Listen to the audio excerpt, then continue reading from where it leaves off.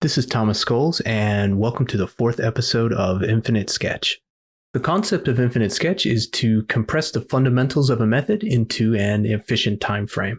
30 minutes to listen and learn, and the rest of your day to put it into practice.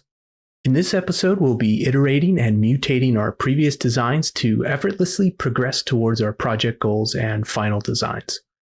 The techniques within are designed to shift work into play and to help you work smarter instead of harder. The previous episodes aren't required to understand the content in this video, but it will help, and I think you'll enjoy the methods previously covered. In this episode, I'll go over some of the fundamentals again for anyone who hasn't already seen them, and to reinforce the information for those that have. A longer format version and fully layered PSDs are included so that you can slow down and see every detail. If you need to take a closer look at the longer format, just match the time and date in the bottom right to make things easy. I've also included a link to the Q&A section of my Discord server.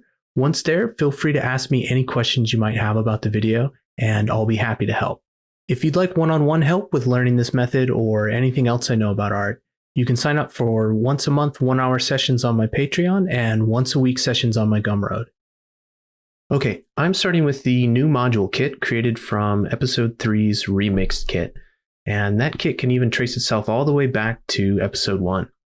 The core of the process isn't too different from all that has come before, but the major modifier for part 1 of this tutorial is the intent.